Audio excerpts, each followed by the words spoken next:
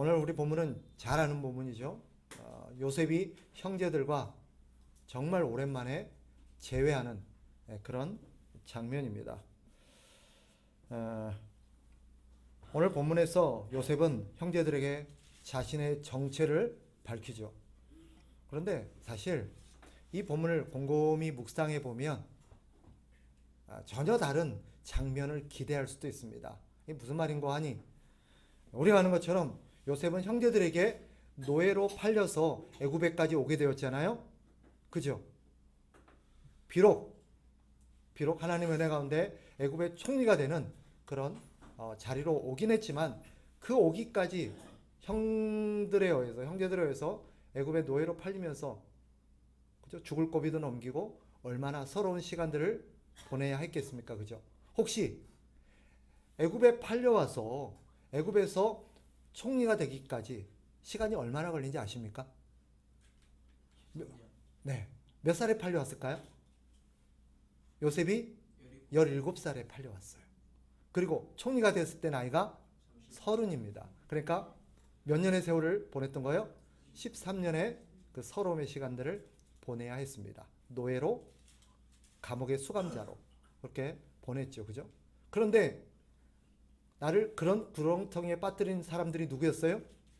형제들이었어요. 그러니까 사실 그날 형제들과의 죄의 자리는, 사실 다른 관점에서 보면 요셉이 마음만 먹었다면 형제들을 심판할 수 있는 그런 자리가 될 수도 있었습니다. 자신을 노예로 팔아버린 원수들, 이제 자신은 천하를 호령하는 애굽의 총리가 되었습니다. 마음만 먹으면 이 사람들 그죠? 죽이는 것쯤이야 일도 아닙니다. 그런데 본문을 보면 요셉이 그렇게 하지를 않습니다. 그들을 보며 본문에 보니까 큰 소리로 울었다라고 되어 있죠. 왜 울었겠어요? 왜 울었을까요? 큰 소리로 울었대요.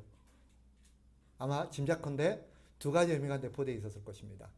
첫째는 오랜만에, 그죠? 십수년 만에 만나는 피부치에 대한 반감 뿐만 아니라, 또 한편으로는 그들에 대한, 두려워 떨고 있는 그들에 대한 어떤 연민, 불쌍함도 있었을 거라고 저는 생각을 해봅니다. 어쨌거나 요셉은 보복 대신 울음과 포옹으로 그들을 품습니다. 질문은 이겁니다. 어떻게 그럴 수 있었을까 하는 겁니다. 어떻게 요셉이 그런 형제들을 향한 원한들을 내려놓고 그 형제들을 용서하고 그들을 품고, 오히려 이어지는 내용을 보면 앞으로 내가 너희를 돌볼 테니, 당신들을 내가 돌볼 테니 걱정하지 마라, 그리고 나한테로 와라 라고 할 수 있었을까? 요셉의 인격이 훌륭해져서, 아니면 십수년의 세월이 지나면서 요셉이 형들에 대한 어떤 그런 은원관계들이 이제 느슨해지고 무뎌져서 그 일을 다 잊어버려서 그럴까요? 결코 아닙니다. 요셉은 확신컨대, 짐작컨대 단 한순간도 그 사건을 잊어버리지 않았을 겁니다. 그들을 만나서 그들에게 던진 얘기를 한번 보세요. 4절 한번 보세요. 4절에서 요셉이 말미에 이렇게 말하죠. 나는 당신들의 아우 요셉이니 당신들이 애굽의 판자라 라고 말합니다. 그냥 이걸 잊어버렸고 더 이상 문제 삼지 않을 것 같았으면 자기를 뭐라고 말했겠어요? 형님들 나 누구예요? 요셉이에요 라고 끝났을 거예요. 그런데 그 뒤에 뭐라고 덧붙여요? 당신들이 나를 애굽에 팔았다. 애굽에 판 바로 그 요셉이다라고 말한 것은 지금까지 십수년 동안 요셉의 기억 속에 그것을 한 번도 잊지 않았음을 짐작케 하는 대목입니다. 아마 형제들이 이야기를 들었을 때 얼마나 섬뜩했을까요? 그죠? 아마 죽었구나 싶었을 수도 있을 겁니다. 그런데 요셉이 그들을 보복하지 않고 용서합니다. 어떻게 가능했을까요?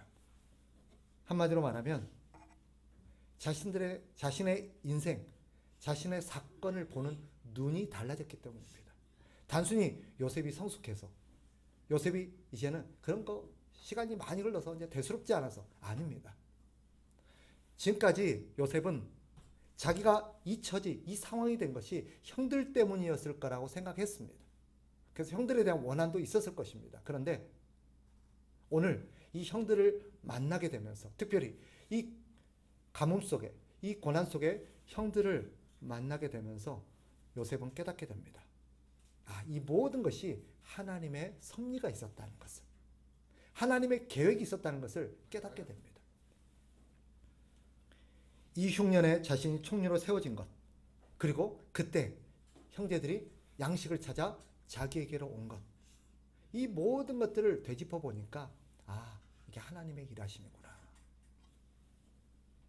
5절을 보세요. 요셉이 이렇게 고백하죠. 5절 같이 한번 읽어볼까요? 시작. 당신들이 나를 이곳에 팔았다고 해서 근심하지 마소서. 한탄하지 마소서. 하나님이 생명을 구원하시려고 나를 당신들보다 먼저 보내셨나이다. 이게 요셉의 깨달음입니다. 여러분, 어떻게 사람이 자신에 향한 원한, 원망, 미움을 떨쳐버리고 용서할 수 있을까요? 인격이 훌륭해지면, 기도를 많이 하고 인격이 어느 정도 고양되면, 공부를 많이 하면 절대 안 됩니다. 인간은 죽었다 깨어나도 사람을 용서할 수 없는 존재입니다. 착각하지 마세요. 우리가 노래 간다고 이제 하지 절대 안 잊어집니다. 언제 사람을 용서할 수 있느냐? 언제 원한이 내려지느냐? 자신의 사건을 바라보는 시각이 달라질 때입니다. 즉 하나님의 섭리가 깨달아질 때입니다. 이것을 우리는 하나님의 은혜라고 그러죠. 하나님의 은혜가 우리를 덮어서 그 은혜로 말미암아 우리의 눈이, 우리의 시각이 달라져서 자신의 사건, 자신의 인생을 새롭게 보는 눈이 열렸을 때야 비로소 모든 문제가 해결이 됩니다. 그래서 누군가를 우리가 용서하거나 누군가의 관계가 청산이 되려면 하나님의 은혜가 나를 덮고 있던 시각이 바뀌지 않는 이상은 죽었다 깨어나도 안 됩니다. 약간의 무뎌질 수는 있겠죠. 그 무뎌짐마저도 나를 위한 방어기제에 불과합니다. 그냥 내가 편해지고 싶어서, 내가 괴롭고 싶지 않아서 그저 그것을 생각지 않으려는 나의 방어기제에 불과하지 절대 용서된 게 아니에요. 용서했다고 싶었는데 어느 날 그 사람을 불현듯 만나면 어떻게 될까요? 내 안에 속이 울렁거리고 모든 것을 소용돌이칩니다. 과거의 모든 것 다시 소환됩니다. 그게 우리입니다. 하나님의 은혜가 자신을 덮고 요셉의 시각을 새롭게 해서 하나님이 이 모든 것이 하나님의 계획 안에 있었던 하나님의 섭리라는 것을 깨닫게 되자 요셉 안에 있었던 모든 응어리들이 녹아진 것입니다. 그리고 그 형제들을 향한 원한이 내려질 수 있었고 이 모든 것을 새롭게 보는 눈이 열리게 된 것입니다. 그것을 요셉은 하나님의 섭리로 깨닫게 된 것이죠. 섭리가 뭡니까? 우리가 섭리라는 표현을 많이 쓰잖아요. 그죠? 다 하나님의 섭리입니다. 대충 무슨 뜻인지는 알아요. 그런데 이 섭리가 성경적으로, 신학적으로 이 섭리가 의미하는 게 무엇인지를 우리가 좀 애매모호하게, 두루뭉술하게 할 때가 많아요. 그게 뭐냐? 이런 뜻입니다. 풀어보면 하나님께서 창조하신 이 모든 피조세계, 모든 만물을 하나님께서 붙드시고 돌보시고 다스리시면서 하나님의 계획을 이루어 나가시는 하나님의 활동입니다. 그것도 하나님의 주권적 활동입니다. 하나님께서는 쉽게 말하면 이 만드신 세계, 피조하신 이 창조 세계를 만들어 놓고 나몰라라 하시는 분이 아닙니다. 흔히 그것을 이신론이라고 불러요. 이신론이 뭐냐? 그것은 하나님께서 이 세상을 만들어 놓고 만들었다 이거예요. 근데 더 이상 이제는 관여하지 않는다. 개입하지 않는다. 라고 보는 관점이 이신론입니다. 아닙니다. 하나님은 이 세상을 만들어 놓고 이제는 니네 알아서 살아. 나몰라라 하신 분이 아니에요. 하나님은 이 세상을 돌보시고 다스리시고 그리고 인도해 나가십니다. 왜? 하나님은 이 세상을 만드셨을 때 하나님의 거대한 계획이 있으셨거든요. 그 계획을 위해서 하나님께서 이 모든 것을 주관하시고 섭리하십니다. 그런 하나님의 다스려 나가시는 활동을 우리는 섭리라고 말해요. 요셉이 그것을 깨달은 것입니다. 하나님은 지금도 우리의 삶에 깊숙이 개입하고 계십니다. 신자는 자신에게 일어나는 모든 일들이 아주 사소한 것이랄지라도 자신에게 일어나는 모든 일들이 다 하나님의 개입과 하나님의 다스림 속에 있다는 것을 믿는 사람입니다. 내가 신자인가 아닌가는 내가 교회를 다니는가, 내가 어떤 사상에 어떤 특별한 것을 활동을 하고 있는가, 이것으로 판가름 나지 않아요. 내가 진짜 신자인가 아닌가는 하나님의 섭리를 믿는가 안 믿는가로 나옵니다. 내가 아무리 교회를 다니고 어떤 활동에 참여하고 교회에서 어떤 직분을 받았다 할지라도 내게 일어나는 모든 일들과 내 주변에서 벌어지는 모든 일들 가운데 하나님의 손길이 있다는 것을 믿지 않는다면 그 사람은 신자가 아닙니다. 신자는 하나님의 섭리, 하나님의 손길을 믿는 사람입니다. 그래서 신자는요, 신앙이 있습니다. 이 신앙이 뭡니까? 신앙이라는 것은 여러 가지로 표현할 수 있지만 하나님을 믿는다? 물론 맞습니다. 뭘 믿는 것입니까? 신앙이라는 것은 하나님의 존재를 믿는 게 아닙니다.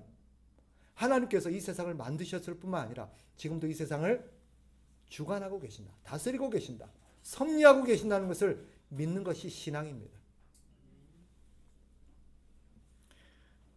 하나님의 뜻이 아니었다면 형제들이 결코 나를 이 애굽에 팔지 못했으리라라고 믿었던 것이 요셉의 신앙이었습니다. 이것을 믿었기에 요셉은 형제들을 향한 분노와 그런 보복의 마음을 내려놓을 수 있었던 것입니다. 왜? 저들이 아니라 하나님이 모든 것을 섭리하셨으니까. 다윗이 사울을 죽일 수 있는 기회가 2번이나 있었습니다. 그죠? 그런데 그때마다 다윗이 사울을 죽이지 않았습니다. 이유가 뭘까요? 다윗이 성품이 아주 좋거나 너무 자비가 많거나 긍휼이 많아서 절대 아닙니다. 다윗이 고백해요. 하나님이 기름 부은 자를 내가 어찌 손대랴. 하나님이 기름 부으신 자를 어찌 손대랴. 하나님 때문에 손대지 않은 것입니다. 왜냐하면 하나님께서 이 모든 것에 다 뜻이 있다고 믿었기 때문입니다. 나중에 하나님께서 때가 되면 자신의 원한, 자신의 문제를 하나님이 다 갚아주시리라고 다윗이 고백합니다. 심지어는 어떤 일이 있었냐면 다윗이 아들 압살롬의 반역으로 인해서 피난 갈 때가 있었죠. 그죠? 도망간 적이 있었습니다. 그때 도망가는 자기를 향해서 돌을 던지며 저주를 퍼부은 사람이 있었습니다. 누군지 아세요? 시므이라는 사람입니다. 이 시므이가 누구냐면 사울의 집안 사람입니다. 그는 다윗이 사울 집안을 무너뜨리고 왕위를 차지했다고 싶어서 다윗을 저주하는 사람이었습니다. 옳거니 아들의 반역으로 인해서 도망가는 다윗을 향해서 돌을 던지면서 침을 뱉고 저주를 합니다. 잘됐다. 내 그럴 줄 알았다. 그때 다윗의 부하가 저놈 죽여버릴까요? 확 가서 내가 죽여버릴까요? 그런데 다윗이 뭐라고 그럽니까? 냅둬라. 냅둬라. 쉽게 말하면 무슨 뜻이에요? 하나님께서 죄를 통해서 나를 이렇게 다루신 게 어찌 아냐. 하나님이 그 뒤에 계신다는 거예요. 하나님이 알아서 하실 일이다. 이게 신앙입니다. 이게 하나님의 섭리를 믿는 신자의 태도입니다. 여러분 기억하십시오. 신앙은 하나님의 섭리를 인정하고 하나님의 섭리에 순종할 줄 아는 것입니다. 아멘. 여러분에게 이런 신앙이 있기를 축복합니다. 하나님의 주권을 인정하고 하나님의 뜻에 순종하는 것. 그게 신앙입니다. 기억하십시오. 하나님이 내 인생을 붙들고 계십니다. 아멘. 하나님이 허락하지 않으면 내 머리털 하나도 빠지지 않습니다. 아멘. 여러분 가운데 머리가 많이 빠지신 분이 계시다면 하나님의 뜻인 줄 믿고 순종하시기 바랍니다. 하나님의 뜻이 있겠죠. 네. 어쨌거나 우리는 하나님의 손 안에 있습니다. 하나님이 내 삶을 붙들고 계십니다. 그렇다면 두 번째 질문. 하나님께서 요셉에게 이런 시련, 형제들에게 배신을 당하고 버림을 당하고 팔림을 당하게 하신 그런 하나님의 섭리 뜻이 무엇이었을까? 하나님이 그렇게 하신 이유가 무엇이었을까요? 오늘 요셉이 7절에서 이렇게 고백합니다. 7절 같이 한번 읽어볼까요? 시작. 하나님이 큰 구원으로 당신들의 생명을 보존하고 당신들의 후손을 세상에 두시려고 나를 당신들보다 먼저 보내셨나니. 아멘. 한마디로 말하면 뭐냐?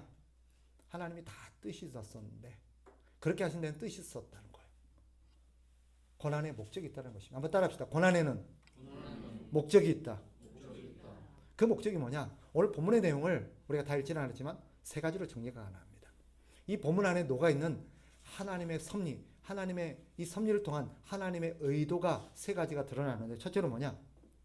결국 여러분 이 사건을 통해서 요셉은 어느 자리까지 올라가요? 그 시대 가장 강대국인 애굽의 총리까지 오르게 됩니다. 결국 하나님께서 그렇게 하신 까닭은 요셉이 애굽의 총리가 되게 하기 위함이에요. 이걸 우리가 익숙한 표현으로 바뀌면 내가 잘 되게 하기 위함이에요. 이것을 다른 표현으로 성경은 합력하여 선을 이루게 하신다라고 표현합니다. 합력하여 선을 이루게 하신다. 무슨 말이에요? 쉽게 말하면 내가 잘 되게 하기 위함이에요. 그죠? 내가 잘 되는 게 선이에요. 하나님은 내가 잘 되는 길이 무엇인지를 아세요. 그래서 하나님께서 요셉에게 이 고난을 허락하신 것은 결과적으로 뭐 때문이다? 요셉이 잘 되게 하기 위함이다. 그런데 그게 다가 아닙니다. 그것은 출발점이에요. 여러분 착각하지 마세요. 하나님이 나를 향한 계획에는 내가 잘 되게 하는 것이 반드시 있습니다. 그건 예외가 없습니다.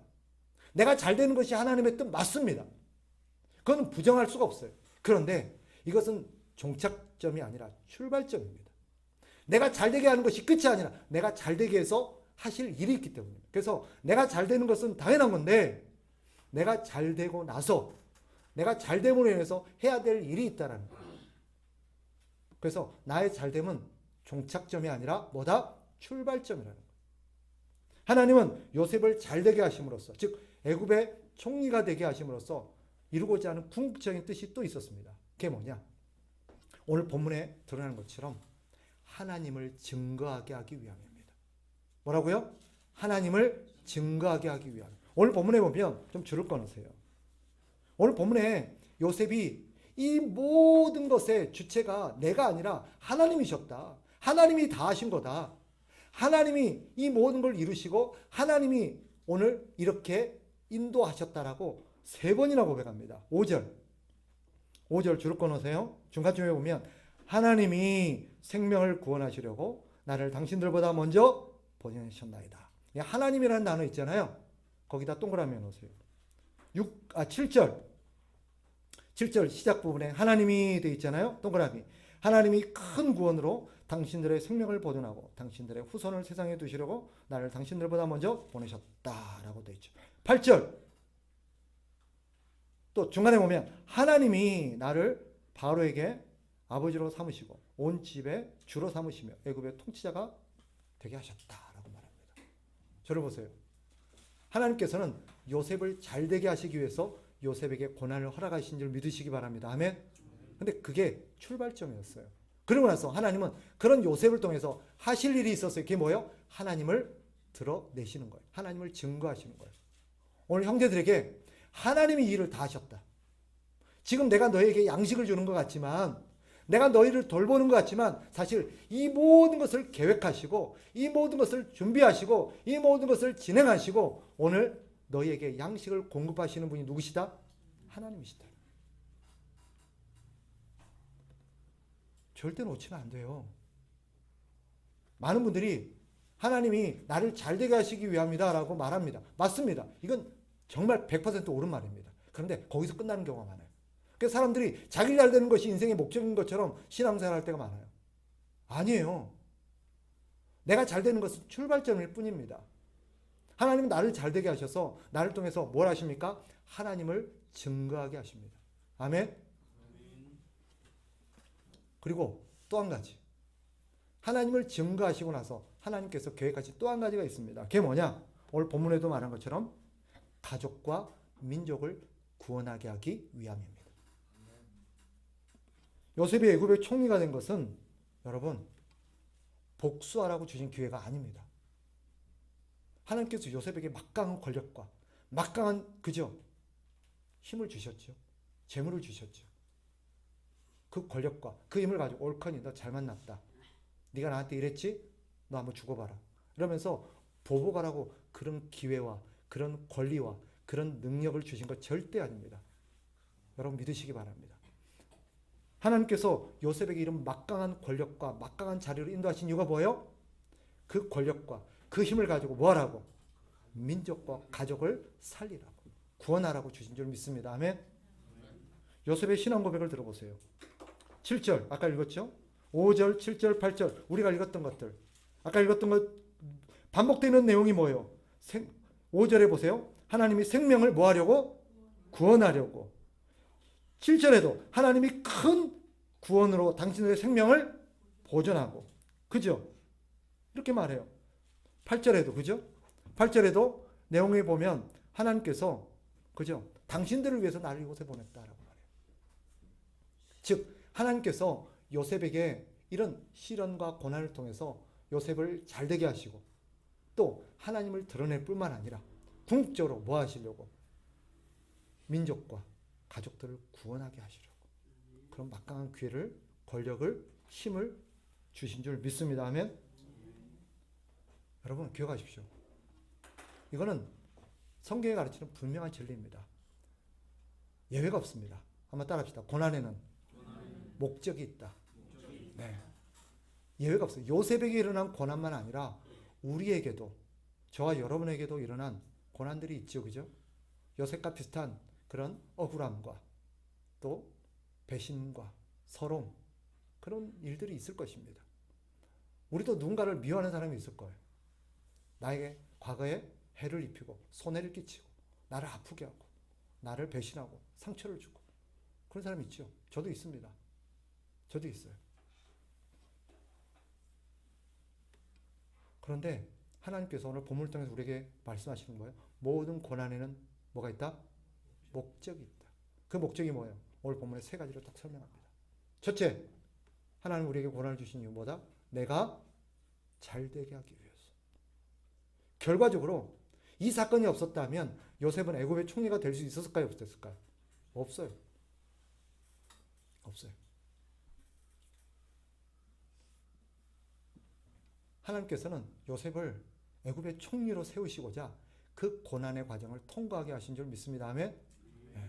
여러분과 저의 삶에도 동일한 하나님의 섭리가 지금 일하고 있는 줄 믿습니다. 꼭 믿으십시오. 두 번째, 하나님께서 우리를 고난으로 이끄신 목적이 뭐예요? 그 고난을 통해서 뭐 하라고? 하나님을 증거하라고. 하나님을 증거하라고. 우리는 고난에 처하게 되지만 고난으로 끝나는 사람들이 아닙니다.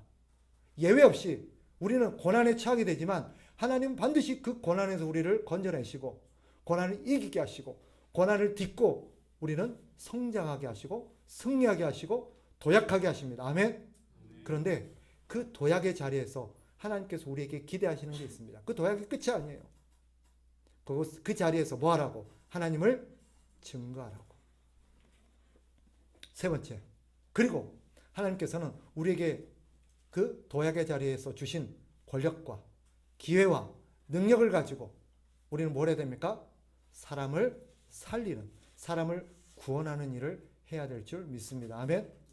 여러분, 하나님께서 여러분에게 힘을 주시거나 재물을 주시거나 여러분에게 어떤 기회를 주셨을 때 그 기회는 여러분의 욕심과 사사로운 보복을 하라고 주신 것이 절대 아님을 믿으시기 바랍니다. 만약에 여러분이 옳거니 나에게 힘도 있고 이제 기회도 주어졌고 내가 누군가를 다시 보복할 수 있는 기회가 주어졌다고 해서 그를 보복한다면 하나님은 여러분에게 주신 것을 빼앗아 버릴 겁니다. 그러라고 주신 게 아니거든요.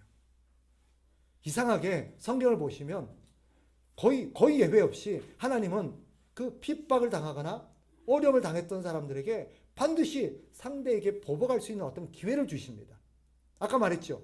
다윗이 쫓겨다니지만 나중에 다윗이 사울에게 보복할 수 있는 기회가 주어져요. 그죠? 그때 다윗은 보복을 합니까? 안 합니다. 안 해요. 오히려 그를 용서해 줍니다. 살려줍니다. 다른 사람이 그를 죽이려고 할 때도 막아줍니다. 왜? 그것은 그를 죽이라고 주신 기회가 아님을 깨닫기 때문입니다. 여러분도 마찬가지예요. 만약에 여러분에게 힘이 있고 보복할 수 있는 기회가 준다면 그것은 보복하라고 주신 기회가 아니라 뭐 하라고 주신 기회예요? 용서하라고. 그에게 하나님을 증거하라고. 그를 다시 새로운 삶으로 구원하라고 주신 기회인 줄 믿으시기 바랍니다. 아멘. 오늘 요셉은 우리에게 예수 그리스도를 보여주는 그런 모델입니다. 예수님도 형제들에게 배척당했고 자기 백성에게 배척당했습니다. 사랑한 제자들에게 배신을 당했습니다. 버림받았습니다. 사람들에게 침뱉음을 당했습니다. 조롱을 당했습니다. 그를 구원하려고 했는데. 그런데 예수님은 그들을 정죄하거나 미워하거나 또 그들에게 보복하지 않으셨습니다. 오히려 십자가 위에서 예수님은 그들을 위해서 기도하셨습니다. 뭐라고? 아버지여 저들의 죄를 용서해 주옵소서. 지금 자기들이 하는 것을 알지 못하고 있습니다. 예수님이 이렇게 하신 이유가 뭐예요? 그게 하나님 뜻임을 알았기 때문이에요. 그리고 그렇게 하는 길이 하나님의 뜻을 이루고 하나님을 증거하고 그들을 살리는 길이라는 것을 알았기 때문입니다. 사랑하는 성도 여러분, 오늘 우리는 이제 설을 또 맞이하죠. 오랜만에 또 굳이 안 봐도 되는 사람들을 봐야 될 때가 있습니다. 그들 중에는 마음이 불편한 사람도 있을 수 있어요. 과거에 나에게 상처를 줬거나 나에게 뭔가 은원 관계가 있는 사람일 수도 있습니다. 꼭 설이 아니라도, 꼭 그런 기회가 아니라도 우리의 삶에 그런 경력, 그런 과거, 그런 아픔이 있다면 오늘 말씀을 기억하십시오. 우리는 하나님의 섭리를 믿어야 합니다. 아멘. 우리는 하나님의 섭리 안에 있습니다. 그리고 여러분에게 만약 힘이 생기고 복수할 기회가 주어지고 또 그런 여러분에게 능력이 생긴다면 복수하라고 주신 기회가 아님을 믿으시기 바랍니다. 용서하라고 주신 기회입니다. 하나님을 증거하라고 주신 기회입니다. 다른 사람을 구원하라고 주신 기회입니다. 그러니 어떻게 될까요? 섭리의 눈으로 여러분의 사건을 다시 볼 수 있도록 하나님께 눈을 열어달라고 기도하시기 바랍니다. 그래야 문제가 풀립니다. 나에게 그 일을 겪게 하신 하나님의 뜻이 있습니다. 그죠? 따라합시다. 고난에는 목적이 있다. 기억하십시오. 지금 우리에게 그 일을 겪게 하신 하나님의 목적이 있습니다. 나를 하필이면 이 가정에 태어나게 하신 하나님의 목적이 있습니다. 나를 지금 이 직장에 보내신 하나님의 목적이 있습니다. 아멘. 항상 하나님의 섭리 안에는 우연이 없습니다. 하나님이 나를 이 일을 겪게 하시고 이 사람을 만나게 하시고 이 가정에 태어나게 하시고 이 직장에 들어가게 하시고 이런 외모, 이런 어떤 습관, 이런 어떤 기질을 갖게 하신 것도 다 하나님의 목적이 있음을 우리는 믿으셔야 합니다. 그러니 하나님 도대체 나를 왜 이렇게 만드셨어요? 내 왜 이 가정에 태어나게 하셨어요? 나를 왜 이 직장에 다니게 하셨어요? 물론 내가 선택하고 어떤 사람에 의해서 우리가 이 일이 이루어진 것 같지만 그 뒤에는 하나님의 뜻이 있음을 믿고 하나님께 기도하면서 하나님 내 눈을 여셔서 하나님의 섭리의 눈으로 내 사건을 새롭게 볼 수 있는 눈을 갖게 해 주옵소서. 그러면 그동안 풀리지 않았던 문제들이 풀리게 되고 얽혔던 관계가 회복되게 되고 내가 하나님의 은혜 안에서 하나님을 증거하고 하나님의 은혜 안에서 사람을 살리는 자리로 나아가게 될 것입니다. 저와 여러분은 이 시대 요셉으로 부름받은 줄 믿습니다. 이 시대 요셉으로서 사람을 살리고 하나님을 증거하는 그런 여러분 되시기를 주님의 이름으로 축복합니다.